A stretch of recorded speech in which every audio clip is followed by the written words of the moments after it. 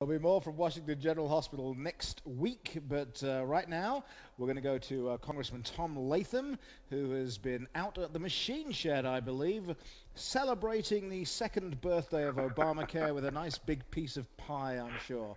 Congressman, you're welcome. Well, thank you very much, Simon. It's great to be with you this afternoon, and I hope you haven't been celebrating too hard there in Ames tonight. No, I'm still, I'm drinking plain old water right now. I have a bunch of bottles lined up. That's about all I've had today, so no.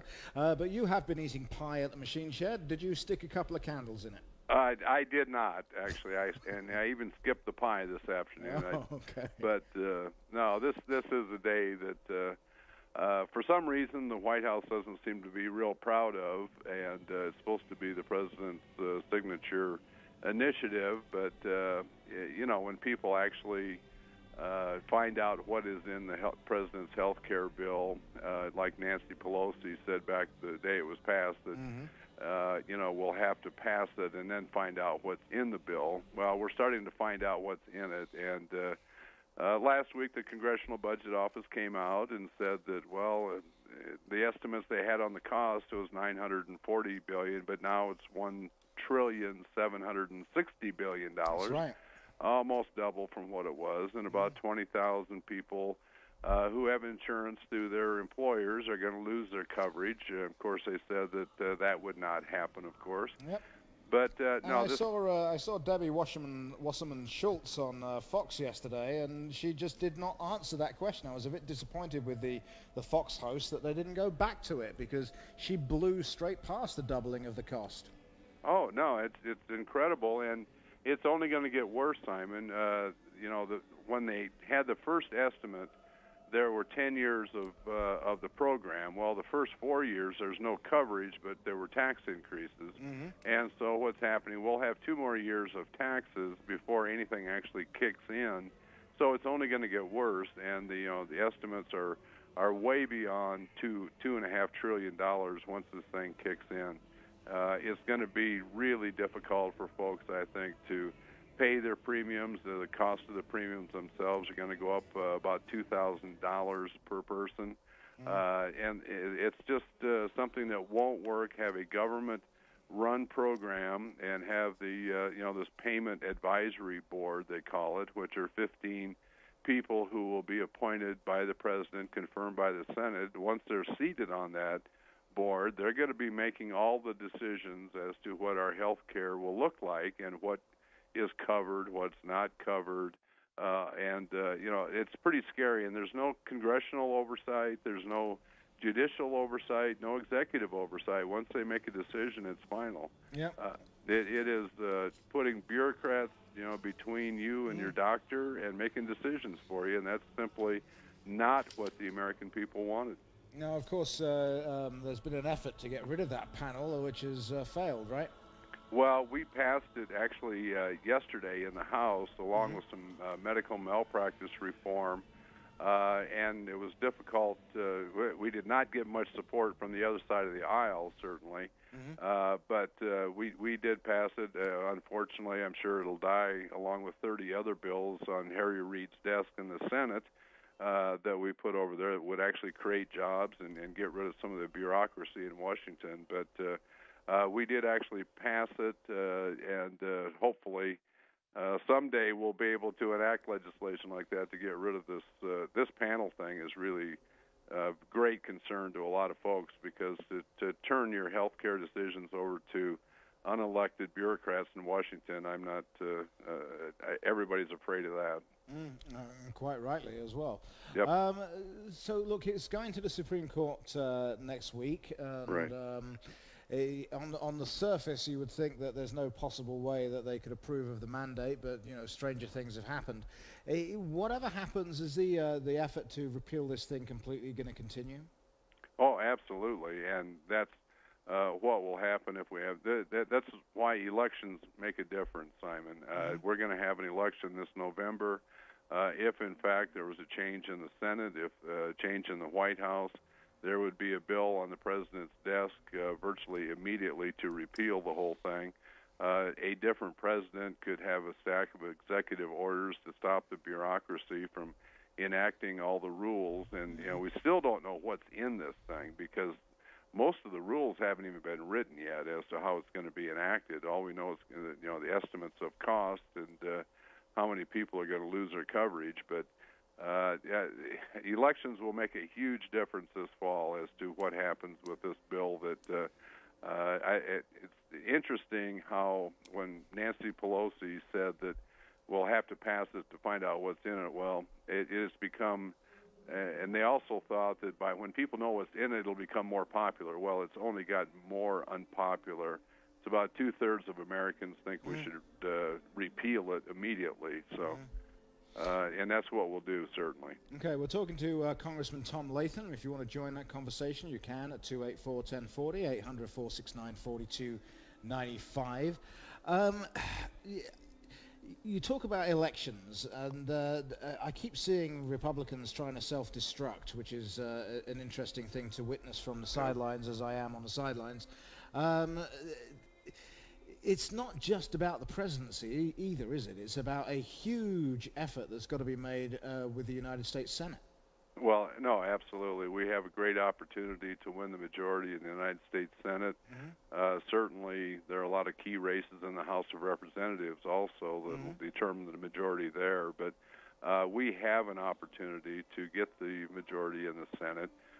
We had, obviously, a setback with Olympia Snowe not running again up in Maine.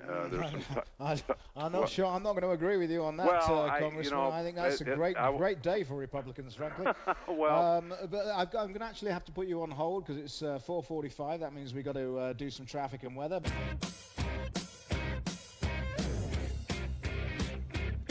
We're talking to Congressman Tom Latham. If you'd like to join that conversation, you can. 284-1040, 800-469-4295.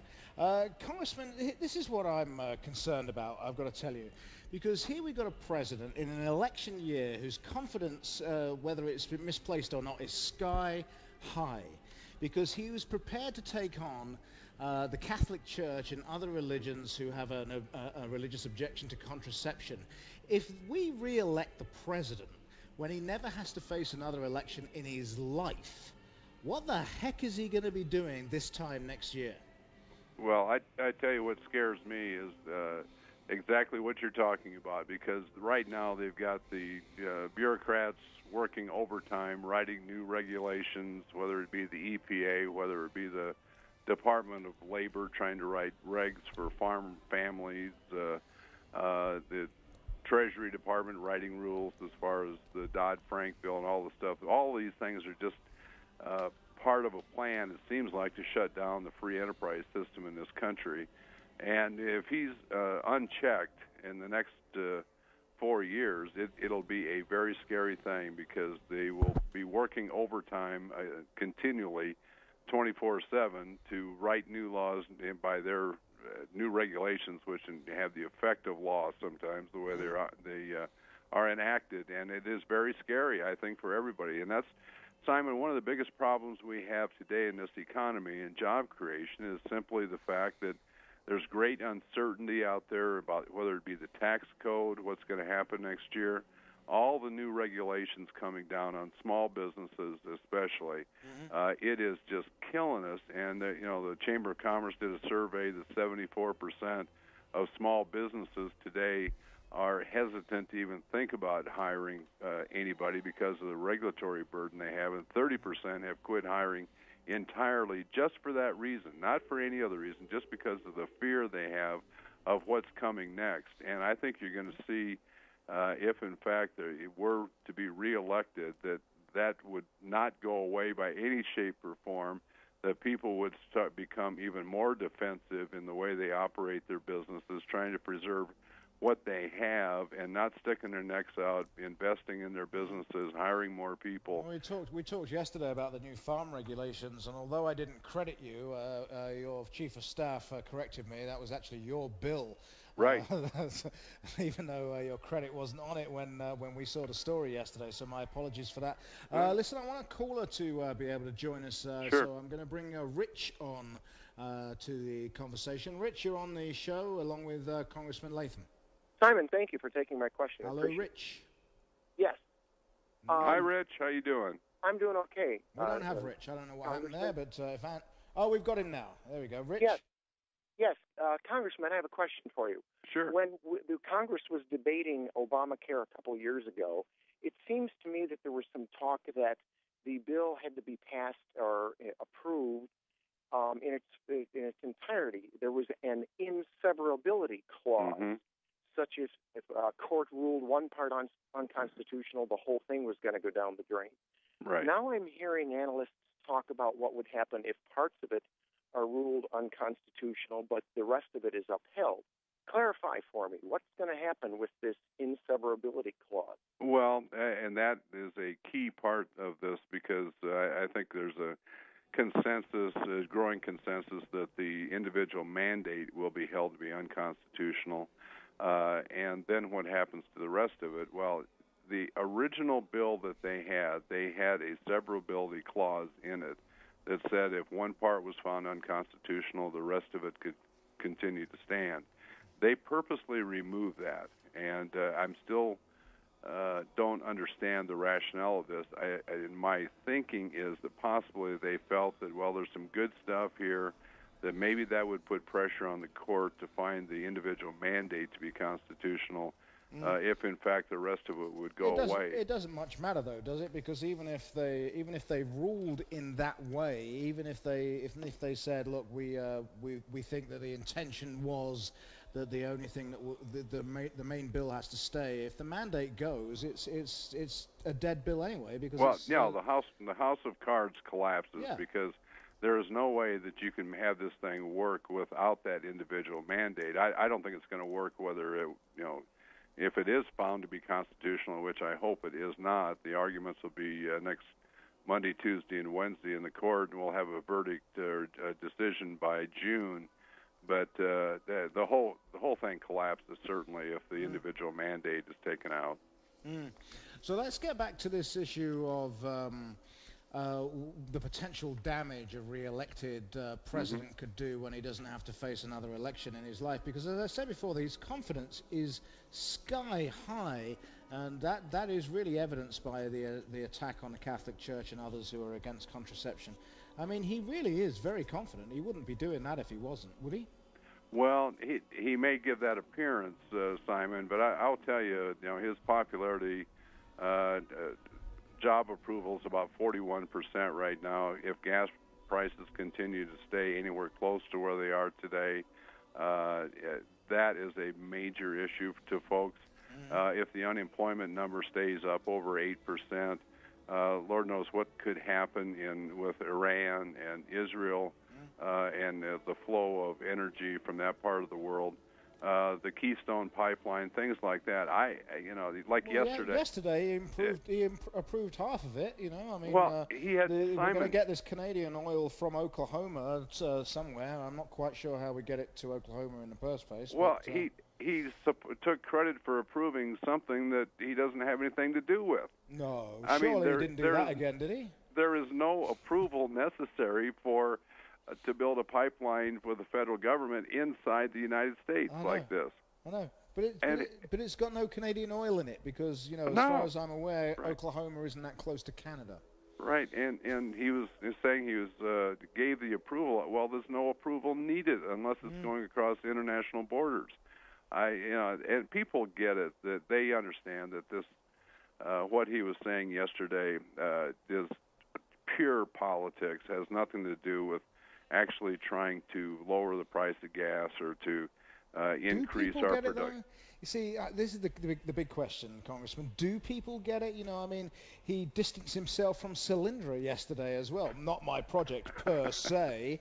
Well, you and I know that's garbage, but how many other people are buying the fact that that's garbage? I think it continues to add to the pile, if you want to say that it adds to what people listen to him and they go, well, that's not quite right. I know that's not true, and then they hear more. I think it is cumulative as to what people just kind of disregard what he says today. Congressman Tom Latham, thank you so much for joining me today. Continue to enjoy your celebration of the second anniversary of, and I think you should probably go back to the machine shed and get some pie. But thank you very much for joining us. Appreciate it. Have a great weekend. Sing well with the Beatles tonight. We will do. Thanks very much. All right.